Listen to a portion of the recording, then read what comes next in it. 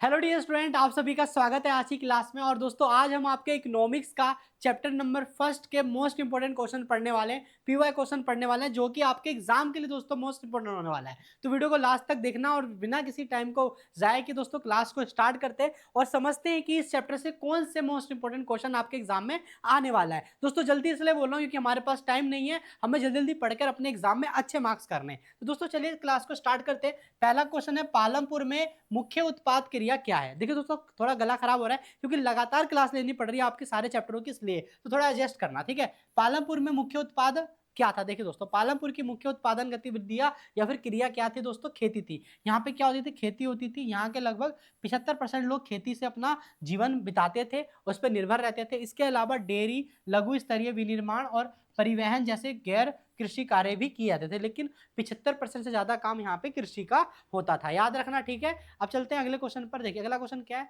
उत्पादन के चार कारक।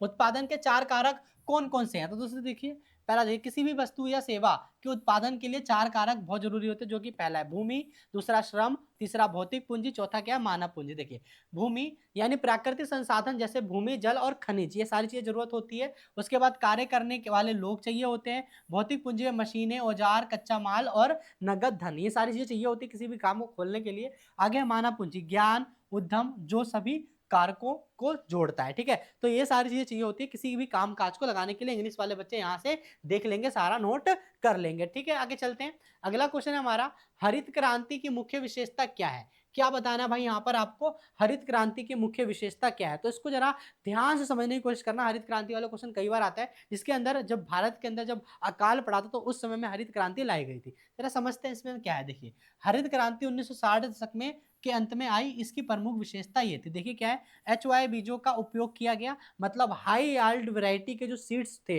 उसका इस्तेमाल किया गया। गेहूं और चावल की पैदावार इससे क्या बढ़ी दोस्तों। और उसके बाद रासायनिक खाद, कीटनाशक और आधुनिक सिंचाई का प्रयोग हुआ। तो ये तो अच्छी बात हुई कि चलो आया हरित क्रांति है, लेकिन एक फैक्ट और बताऊं आप लोगों को, हरित क्रांति से हानिकारक प्रभाव भी हुआ। ये केवल ना अमीर लोगों तक ही पहुंच पाया और गरीब लोगों का इसका लाभ नहीं पहुंचा। अगर नेगेटिव पॉइंट पूछ ले यानी नकारात्मक पूछ ले तो ये बता देना। उसके बाद इसकी जो सॉइल फर्टिलाइजेशन थी वो खत्म होती जा रही थी, मतलब मिट्टी की गुणवत्ता खत्म होती जा रही थी, ठीक है। तो ये सारी चीजें थी जो कि आपका हरित क्रांति के अंदर आता है, ध्यान समझना है, ठीक है, चैप्टर को। अब चलते हैं आगे, अगला क्वेश्चन है, बहुविध फसल प्रणाली किसे कहते हैं। बहुविध क्या होता है, बहुविध मतलब कि एक से ज्यादा। तो इसी को समझते हैं दोस्तों। क्वेश्चन हमारा है, what do you understand by multiple cropping. देखिए भैया बहुविध फसल प्रणाली किसे कहते हैं, एक ही वर्ष में एक ही खेत में एक से अधिक फसल उगाने को बहुविध फसल प्रणाली कहते हैं। पालमपुर में किसान एक वर्ष में दो मुख्य फसल उगाया करते थे और कई किसान तीसरी फसल के रूप में आलू भी उगा लेते थे। तो समझ में आया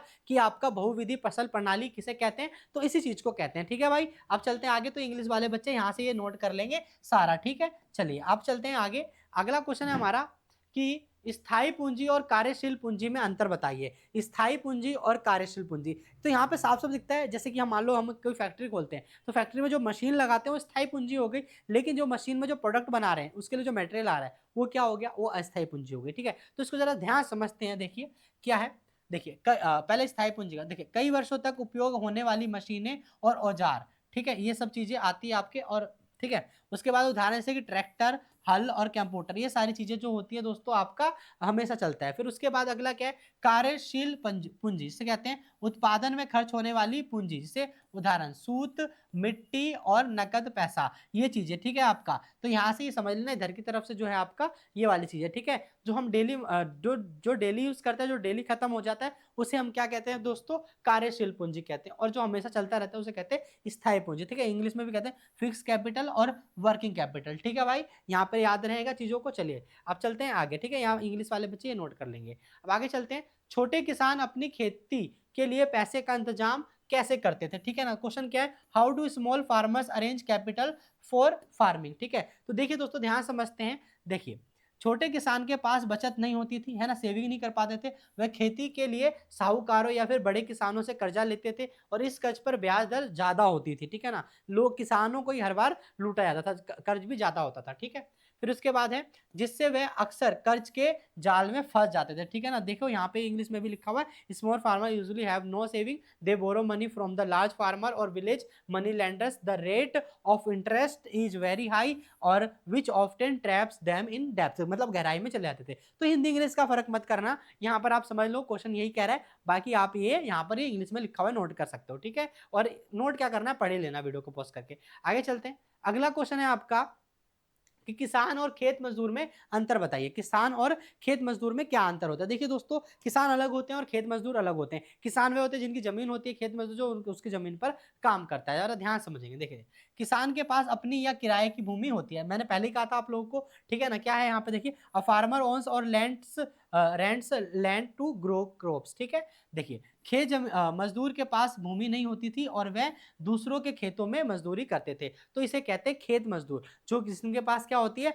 अपनी भूमि नहीं होती है और दूसरे की भूमि पे क्या करते हैं, मजदूरी करते हैं, वहीं से जो उनको पैसा मिलता है उससे अपना वो गुजर बसर करते हैं दोस्तों। तो यहाँ पे मैंने क्या करा, आप लोगों को सभी मोस्ट इंपोर्टेंट क्वेश्चन पढ़ा दिया जो भी इस चैप्टर से आने वाले थे आपके एग्जाम के लिए, ठीक है दोस्तों। अब मिलते क्या है, मतलब कि अब दोस्तों क्या है कि अब जो अगला चैप्टर आपको यहाँ पर शो होगा, आप जाके यहाँ से देख लेना। मिलते हैं नेक्स्ट वीडियो में, और दोस्तों चैनल को सब्सक्राइब कर लेना अगर चैनल पर नए हो। और दोस्तों मेरा कंटेंट पसंद आता है तो वीडियो को लाइक कीजिए और चैनल को अपने दोस्तों तक शेयर कीजिए। मिलते हैं नेक्स्ट वीडियो में।